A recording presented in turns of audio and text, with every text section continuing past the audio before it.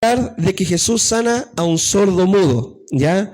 Y la palabra se va a encontrar en el Evangelio de Marcos, capítulo 7, versículo 31. Evangelio de Marcos, capítulo 7, versículo 31.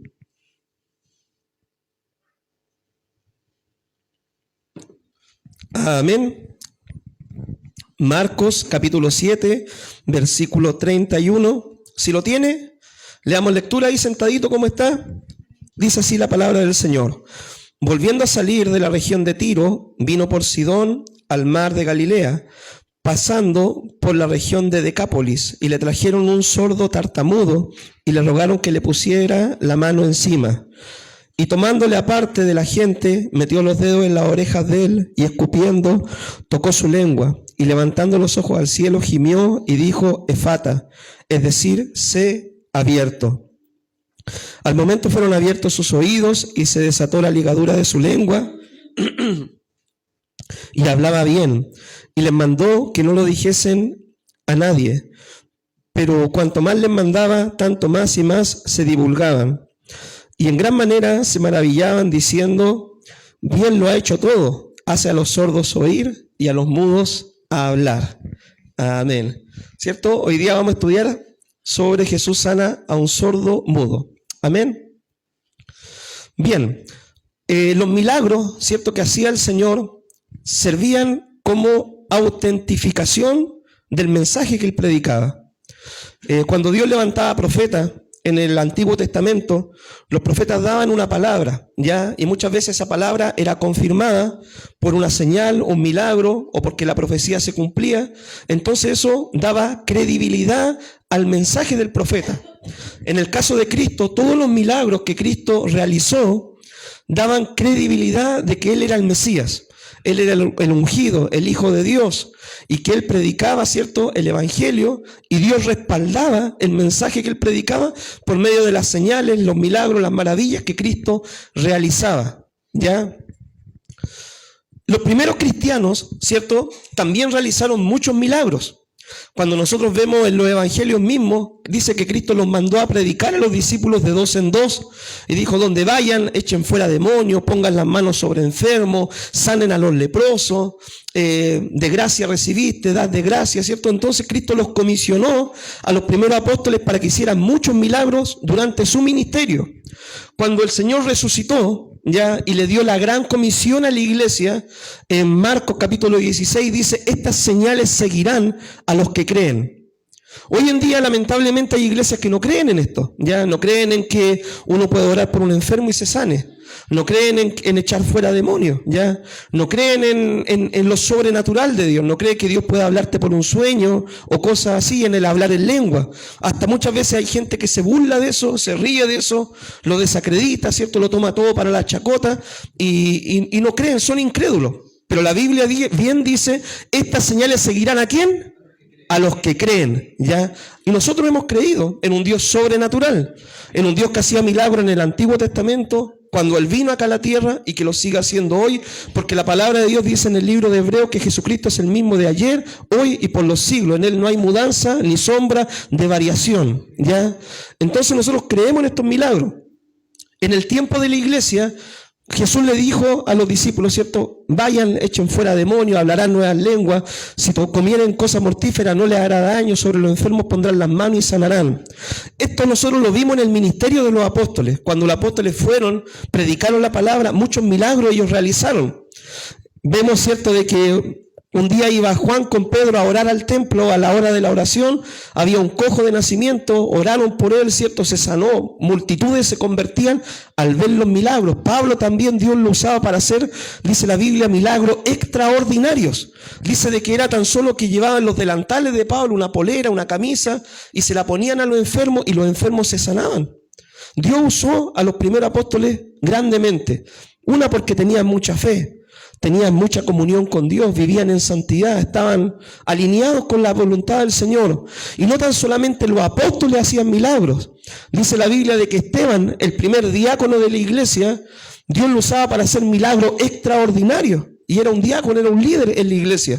No era apóstol, no era pastor, era un líder. Y Dios lo usaba de manera extraordinaria. Pero ¿qué pasó? Ya cuando la iglesia se unió con el Estado en el siglo III, muchos de los milagros se perdieron. En ese tiempo Constantino, ¿cierto?, unió la iglesia con el Estado y la religión cristiana, ¿cierto?, pasó a ser la religión oficial del Estado, y entonces ya no había sacrificio para ser cristiano, ya era muy fácil ser cristiano, y muchos se convirtieron al cristianismo por conveniencia, ¿ya? Y después cesó esto de la manifestación del Espíritu, y la iglesia desde ese tiempo en adelante entró en una decadencia espiritual. Usted conoce la historia, la edad oscura de la iglesia, la edad media, y hasta que Dios levantó un reformador o varios reformadores que intentaron volver a la iglesia al sentido de la palabra, volver a la iglesia a leer la palabra. Hubo un tiempo, hermano, donde ni siquiera se leía la escritura, donde las ceremonias, las misas eran en latín y la gente no entendía nada cuando iba al templo. Pero gracias a Dios hubieron hombres de Dios que empezaron a volver a leer la palabra, a estudiar la Biblia y a ponerla en contexto. Eso se llama la Reforma, ¿ya? Entonces, la Reforma recuperó muchas cosas valiosas. Volver a la palabra, el sacerdocio de todos los creyentes, el que Dios puede usar nuestra vida para predicar, para extender el reino y todo el tema. Pero le faltó quizá un poco más de énfasis, ¿cierto? O no se dieron cuenta en el tema de los dones del Espíritu. La palabra de Dios dice en 1 Corintios capítulo 12 que Dios dio diversidad de dones, dones de sanidad, de milagros, profecía, hablar en lengua, interpretar lengua, ¿cierto? Dones de milagro, todos esos dones Dios los dio y los dones siguen vigentes hoy en día. Aunque algunas personas, algunos cristianos dicen que los dones cesaron en el siglo I, con los primeros apóstoles cesaron los dones, nosotros creemos que los dones siguen vigentes. Los dones de milagro, de sanidad, de profecía, de hablar en lengua, de que Dios te habla en sueños, siguen vigentes. Y no podemos negar eso porque hemos experimentado eso. Dios nos ha hablado, hemos orado por gente y se ha sanado. Ahora, está bien, no toda la gente, ¿cierto?, se va a sanar, como también cuando usted lee la Biblia, el apóstol Pablo dice, por ejemplo, dejé a Trófimo en Mileto enfermo, o Timoteo usa un poco de vino, cierta causa de las frecuentes enfermedades, porque hay algún contexto histórico, porque él tenía que hacerlo. Entonces, el mismo apóstol Pablo tenía un aguijón en su carne, ya que se cree que era una enfermedad física. Entonces, como a ellos tampoco se les sanaron todos los enfermos, también ocurre lo mismo hoy en día, pero eso no quita de que Dios haga milagros, que Dios sane, que Dios obre en las vidas donde hay necesidad. Ya, y eso nosotros debemos entenderlo. Bien, entonces, ¿qué es lo que ocurrió? Recién, ¿cierto?, hace un siglo atrás, un siglo y medio atrás, nace lo que se llama el movimiento pentecostal. ¿Ya? El movimiento pentecostal, el avivamiento pentecostal, que muchos, ¿cierto?, dicen que nace en Estados Unidos, pero la verdad es que el movimiento pentecostal o la manifestación del Espíritu empieza a verse en Estados Unidos, en la India, hasta acá en Chile. No sé si ustedes saben, hubo un avivamiento pentecostal en Valparaíso, ¿ya? Donde era algo tremendo, hermano, tremendo, unas manifestaciones del Espíritu, sanidades, milagros y todo el tema. Y con eso se recuperó en cierta medida la fe en que Dios puede volver a hacer milagros. Porque la iglesia, claro, con la Reforma, volvimos a la palabra, volvimos a la escritura, volvimos a tratar de hacer las cosas bien, pero nos faltaba la fe para ver lo sobrenatural del Señor. Y el movimiento pentecostal recuperó eso. Y en cierta medida, ¿cierto?, Dios ha usado a hombres, a mujeres, para orar por enfermos y que se sanen. Dios lo ha usado para hacer milagros, para hacer cosas extraordinarias, hermano. ¿Ya? Y quizás nosotros, si no lo vemos tan presente en cada culto, debemos pedirle al Señor de que Él siga manifestándose, porque hay mucha necesidad. Y debemos orar a Dios de que Él manifieste sus dones, sus sanidades en medio de su pueblo. Que la misma comisión que Cristo le dio a los apóstoles siga vigente hoy en día para la iglesia en este tiempo. Me acuerdo una vez, hermano, estábamos en una iglesia. Había un joven que tenía problemas de adicción, adicto a la pasta base, pero mal. Y fue a la iglesia. Y un profeta, ¿cierto?, llega y le dice, hermano, voy a orar por ti, lo saca para adelante, empieza a orar por él y el joven se desmaya, ¿sí? Cae al suelo, se desmayó. Y el profeta sigue orando por la vida de este joven, Dios lo usó, ungió su cabeza, todo el tema. Este joven tomaba hasta remedio, ¿ya?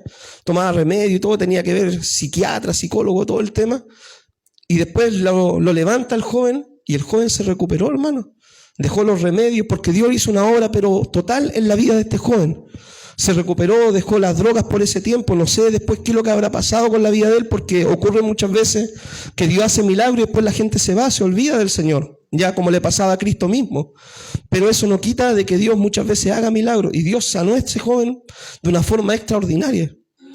Y yo lo digo ¿por qué? Porque cuando yo intenté estudiar una carrera, aunque ustedes no lo crean, después me dediqué al ministerio, eso sí, yo estudié, empecé a estudiar técnico en rehabilitación de adicciones para trabajar con gente con drogas. Y ese joven era compañero mío en el instituto, ¿ya? Pero después yo dejé el tema porque me dediqué al ministerio hospitalario y bueno, después el ministerio y todo eso. Pero Dios lo sanó. Entonces, ese es el Dios que nosotros creemos. Un Dios que sana, que obra, que hace sanidades. Y así hay muchos testimonios. Sigamos adelante. El día de hoy, ¿cierto? Frente a toda enfermedad o problema podemos clamar al Señor por una solución. Acá vemos de que esta persona sordomuda lo llevaron a Cristo, Señor, a un milagro. Y hoy en día podemos hacer lo mismo, frente a toda necesidad, clamar al Señor por una solución. A veces Dios va a responder, hermano, haciendo grandes milagros. Y lo hemos visto, nosotros con la pastora muchas veces decimos, si anotáramos de repente todos los pedidos de oración que nos hacen y tuviéramos un récord de todas las veces que hemos orado por gente, en oración así por mes, ¿cierto? Mucha gente, Dios me sanó, Dios obró, todo el tema. En otra oportunidad, claramente Dios no lo ha hecho, ha decidido que no. ¿Ya? En otra oportunidad el Señor no lo ha hecho. Pero esto no quita, ¿cierto?, de que Dios sea soberano y Él conoce el antes y el después de cada situación. ¿Ya? Dios sigue siendo Dios, hermano. Cuando sana a los enfermos y cuando decide no sanar a los enfermos, Dios va a seguir siendo Dios siempre. Había una vez un profesor del seminario, ¿cierto?, del Instituto Bíblico, y él un día nos enseñó esto. Él tenía un hermano, su familia cristiana, iban a la iglesia, y bueno, ahí él adorando a Dios, buscando al Señor, comprometidos con la obra del Señor. De repente un hermano enfermo, cáncer, ¿ya? Y la familia orando, Señor, un milagro, una sanidad, Señor, un milagro y todo. Y Dios no parecía que no quería, ¿ya? Y oraban y no pasaba nada. Y el muchacho iba empeorando, el hermano de él iba empeorando. Y de repente mi profesor, ¿cierto?, dice que va y conversa con su mamá y le dice, mamá, mira, Dios es Dios cuando si sana a mi hermano, amén, hijo, Dios va a ser Dios si sana a mi hermano. Y él le dijo, pero Dios va a ser Dios si es que decide no sanar a mi hermano. Y la mamá con lágrimas en los ojos le dijo, sí, hijo, Dios va a seguir siendo Dios. Y Dios en su soberanía decidió no sanarlo. Y cuando Dios decide no sanar, hermano, es porque Él tiene un propósito mayor el que nosotros entendemos. Nosotros no conocemos el futuro, no conocemos el antes, el después. Hay muchas cosas que ignoramos nosotros. Y cuando Dios decide en su soberanía cumplir con su voluntad y no hacer lo que nosotros le pedimos, ¿cierto?, no responder a nuestra oración como nosotros queremos, Dios va a seguir siendo Dios igual. Y eso nosotros debemos entender y debemos ser humildes y someternos a la voluntad del Señor. Sigamos adelante. ¿Por qué se provocan las enfermedades? Bueno, las enfermedades se provocan desde la caída de Adán y Eva en el huerto del Edén. Dios creó, hermano, este mundo perfecto. Dios creó el mundo perfecto. Dice que cuando Dios lo hizo, ¿qué es lo que vio Dios? Que todo era bueno. Ya todo era bueno. Pero Dios le había dicho a Adán y Eva, mira, de todo pueden disfrutar menos del árbol de la ciencia del bien y el mal, porque el día que de él coman, ciertamente morirán. Adán y Eva fueron rebeldes, ¿cierto? Comieron del árbol y desde ese día entró la muerte, la enfermedad, el pecado, la maldición a la tierra, ¿ya? Y una de las formas, ¿cierto?, en que morimos los seres humanos es por medio de enfermedades, ¿ya? Lo más probable es que usted cuando esté muy avanzado en edad, Dios quiera que sea así, usted va a tener muchas patologías, muchas enfermedades en su cuerpo, que la diabetes, que la hipertensión, y de alguna de esas cosas usted va a finalmente partir, ¿ya? Entonces, por eso se provocan las enfermedades, por causa del pecado que cometieron Adán y Eva. Lo otro, ¿el enemigo puede provocar enfermedades? Claro que sí. Dice la Biblia de que el diablo vino a matar, hurtar y destruir, Cristo vino a dar vida, pero el enemigo igual puede provocar enfermedades. Mire lo que dice la palabra en Lucas 13, versículo 11. Dice, y había allí una mujer que desde hacía 18 años tenía espíritu de enfermedad. ¿Ya? Tenía un espíritu de enfermedad. Entonces, esta mujer, ¿cierto? 18 años había estado atada con este espíritu, andaba encorvada y no se podía enderezar de ninguna manera. Tenía un espíritu de enfermedad. Otro texto bíblico, Hechos, capítulo 10, versículo 31. ¿Cierto? Hechos 10, 31. ¿Qué es lo que dice la palabra del Señor? Dice, Hechos 10, 31. Bueno, acá me confundí de texto, era otro. Pero el texto que le quería citar era que el Señor anduvo sanando a todos los que eran oprimidos por el diablo, ¿ya? Los que fueron oprimidos por el diablo. Entonces, el diablo puede oprimir, ¿cierto?, la vida de uno provocando enfermedades. Ahora, no todas las enfermedades son por causa del enemigo. Hay enfermedades, ¿cierto?, que también Dios puede disciplinarnos a nosotros, y una de las formas que Dios puede disciplinarnos es por medio de una enfermedad, ¿ya? Y eso usted también debe entenderlo. Miren lo que dice la palabra en 1 Corintios capítulo 11. 1 Corintios 11, 29, 30 dice, porque el que, hablando de la cena del Señor, porque el que come, ¿cierto?, y bebe indignamente sin discernir el cuerpo del Señor, juicio come y bebe para sí. Por lo cual hay muchos enfermos y debilitados entre vosotros y otros duermen. ¿Cierto? Hablando de la cena del Señor, que muchos toman las cosas de Dios a la ligera, Dios los disciplina y hay muchos debilitados, enfermos y otros ya han partido. Entonces, otro texto bíblico más, libro de Apocalipsis, ¿ya? Cuando Dios muchas veces por medio de la enfermedad busca un arrepentimiento en nuestras vidas. El mismo salmista, ¿cierto?, cuando pecó, el rey David dijo, mientras callé mis huesos se envejecieron, fue mi gemir de día y de noche. Ahí hay otro texto bíblico más. Apocalipsis 2:21 dice, hablando, ¿cierto?, de una mujer, ¿cierto?, en forma figurativa, en la iglesia de Tiatira, que se llamaba Jezabel, que estaba cometiendo pecado, dice así la palabra, le he dado tiempo para que se arrepienta y no quiere arrepentirse de su fornicación. He aquí, yo la arrojo en cama y en gran tribulación, y a los que con ella adulteran, si no se arrepienten de las obras de ella.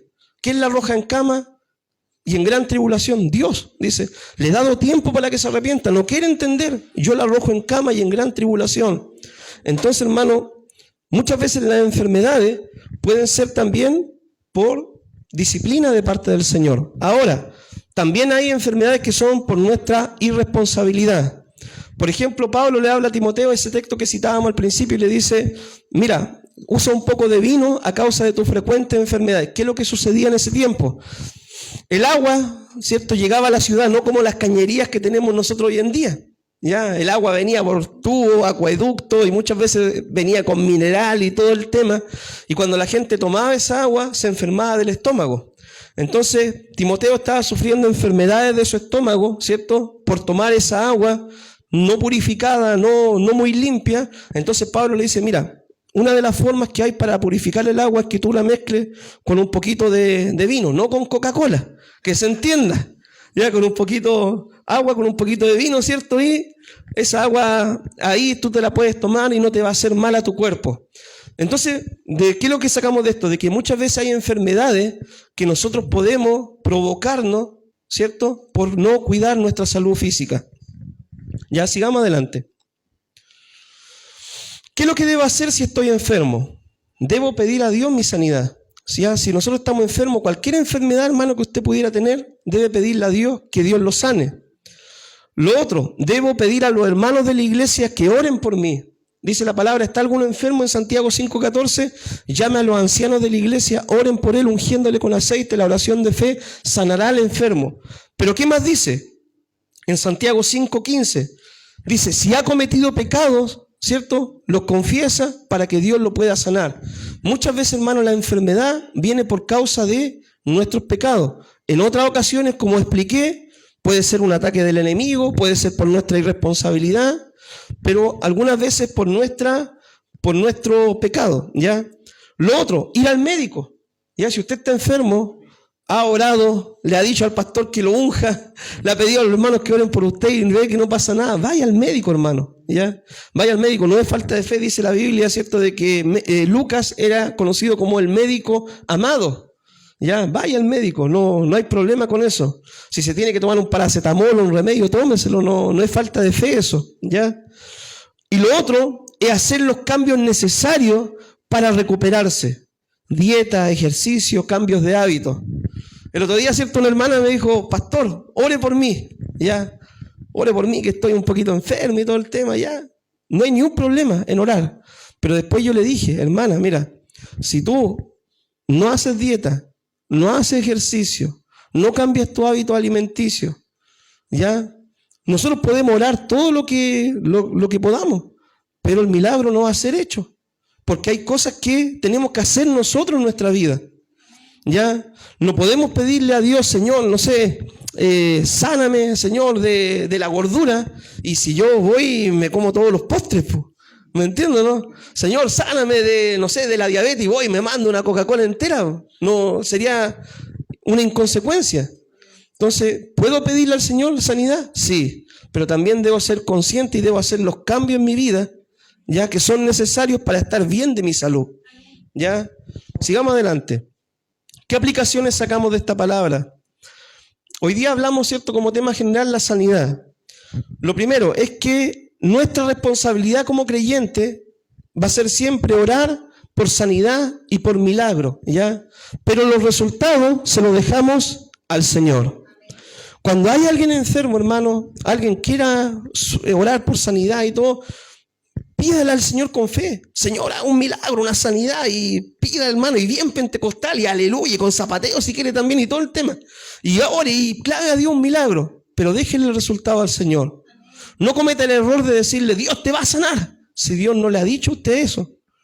O hacerle una falsa expectativa a la persona. No, Dios va a hacer un milagro en tu vida, ahora. Y Dios nunca lo ha dicho, ¿ya? Ore, pida la sanidad, pero deje el resultado al Señor. Lo otro, a veces Dios va a sanar al enfermo, en otra oportunidad Él no lo va a hacer, pero esto no apague su fe. Es como, la sanidad muchas veces es como el evangelismo, ¿cierto? Usted va con todo su entusiasmo a evangelizar y le dicen, yo no quiero nada con el evangelio, y muchos se quedan ahí, no, yo no sirvo para el evangelio, para predicar, y no salen a predicar nunca más, ¿cierto? Se apagó su fe de evangelista.